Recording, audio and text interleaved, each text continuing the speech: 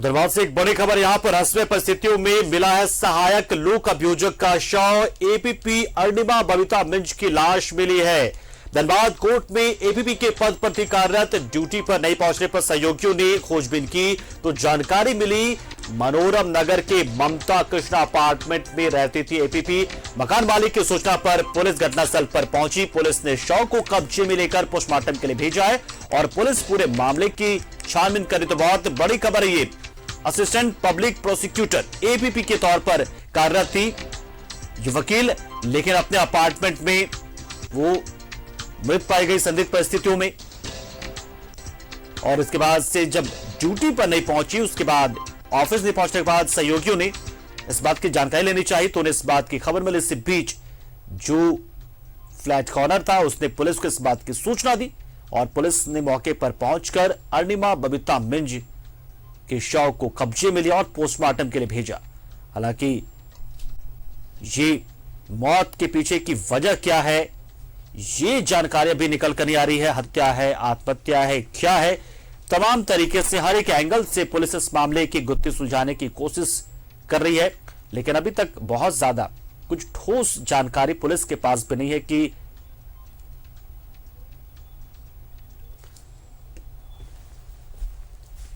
और दिलीप इस खबर पर पूरी जानकारी के लिए हमारे साथ सीधा जुड़ रहे हैं। दिलीप, निश्चित तौर पर यह बहुत ही चौंकाने वाली खबर है। एक ऐसा वक्त जब लोग त्योहार में होते हैं, कई तरह की नकारात्मकता होती है, लेकिन उससे वो पार पा चुके होते हैं क्योंकि जो उमंग उत्साह जो होता है त्योहारों का, वो कहीं ना कहीं लोगों में नए जीवन की ओर बढ़ने की प्रेरणा देता है। लेकिन यहां पर एपीपी की असिस्टेंट पब्लिक प्रोसिक्यूटर की जो लाश बरामद की गई है, वो क्या कहानी उसके पीछे हो सकती है?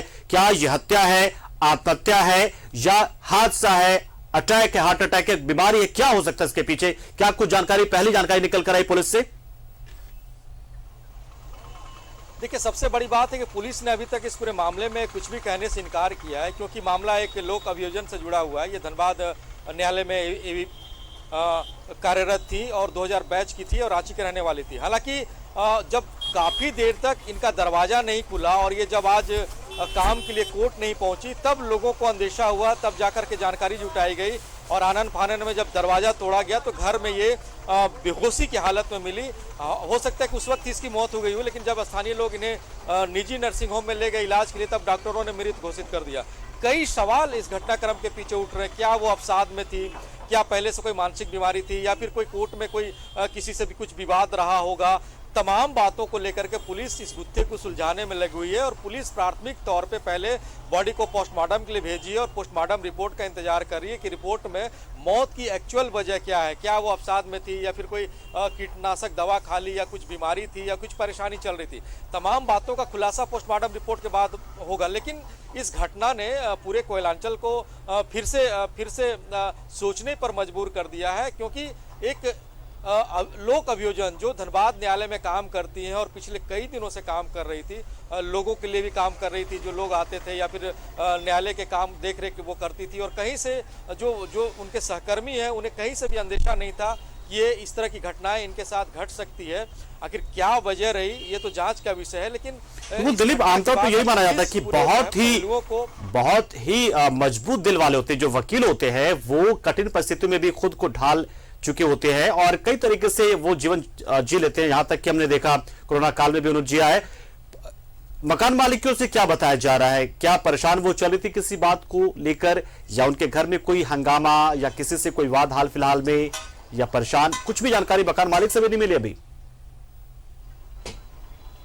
देखिए, मकान मालिक भी इस पूरे मामले पे कुछ भी नहीं कर रहे। मकान मालिक की तरफ से भी यही कहा जा रहा है कि काफ़ी शांत स्वभाव की थी, मिलनसार थी, वो काम करती थी और अपने कमरे में रहती थी। फिर कहीं कुछ खरीदारी के लिए जाना होता था तो फिर उनके साथ छोटी मोटी बातें भी होती थी और समय पे ऑफिस जाना, काम करना और समय पे फिर वापस आ जाना। यही बात लोगों को खल रही है। जो सहकर्मी इनके रहे हैं कोर्ट में, वह भी इस बात को लेकर के काफ़ी अफसोस जता रहे कि आखिर ये घटना घटी कैसे, क्योंकि पहले से कभी उन्हें यह अंदेशा नहीं हो रहा था कि इस तरह की घटनाएं इसके साथ घट सकती है और ऐसी अनहोनी घट सकती है जिनके विषय में कुछ कहा नहीं जा सकता और ऐसे ही घटना घटी है। फिलहाल जो पड़ोसी हैं, जो लोग हैं, उनसे भी पूछताछ किया जा रहा है। जो अपार्टमेंट के सोसाइटी के लोग हैं उनसे भी जानकारी इकट्ठा की जा रही है। मोबाइल भी पुलिस बस एक आखिरी सवाल दिलीप, महत्वपूर्ण सवाल, आखिरी सवाल, महिला जो थी ये विवाहिता होंगी, विवाहिता थी या नहीं थी, और दूसरी बात कि क्या बाल बच्चे भी इनके थे, और वो लोग कहाँ रहते थे? सभी लोग रांची रहते थे, तो हो सकता है कोई तनाव रहा हो। देखिए, ये महिला यहाँ पे अकेले रह रही थी। परिवार में कौन कौन लोग हैं, रांची में कितने लोग हैं, यह बात अभी तक पुलिस की तरफ से खुल करके नहीं कहा जा रहा है। पुलिस पता लगाने की कोशिश कर रही है, जो उनके सहकर्मी उनसे भी पूछताछ की जा रही है। क्या ये बीच में कब कब रांची जाती थी, परिवार में किन किन लोगों से मिलती थी, क्या कभी किसी बात को लेकर के अदावत हुआ करता था, या फिर जो जब ये अकेले रहती थी तो मोहल्ले वाले से भी पूछताछ की जा रही है कि जब रांची से कौन कौन लोग इनसे मिलने आते थे, उनके अलावा कौन कौन इनके फ्लैट पे आते थे, कौन कौन इनके कमरे पे आते थे। तो सीसीटीवी फुटेज भी खंगाले जा रहे हैं, तब जाकर के इस बात पर पूरा निष्कर्ष निकाला जाएगा। लेकिन कह सकते हैं कि इस घटना को लेकर के पुलिस भी काफी सतर्कता बरत रही है और पूरे मामले की तफ्तीश में जुटी हुई है और हर पहलू को जोड़ने की कोशिश की जा रही है। लेकिन ये कहा जा रहा है कि अकेले ये रह रही थी यहाँ पे, और किन परिस्थितियों में मौत हुई, कैसे मौत हुई, इस गुत्थी को सुलझाने में थोड़ा वक्त लगेगा। चलिए, बहुत शुक्रिया दिलीप, हमारे साथ जुड़े, आप पूरी जानकारी आपने दी, बताया कि किस तरीके से सब कुछ हुआ है। लेकिन फिलहाल पुलिस के हाथ भी खाली है। पुलिस को ना कोई सुसाइड नोट अभी तक मिला और ना ही हत्या के पीछे या मौत के पीछे की वजह अभी तक पता चल पाई है। फिलहाल पुलिस पोस्टमार्टम के रिपोर्ट का इंतजार कर, उसके बाद ही वो कुछ कह पाएगी और मामले में आगे बढ़ेगी। फिलहाल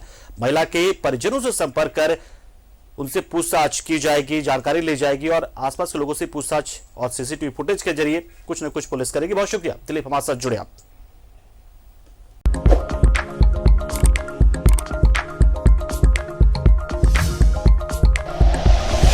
like and share videos, subscribe करें हमारा चैनल और प्रेस करें बेल आइकॉन। न्यूज़ 11 भारत, सच है तो दिखेगा।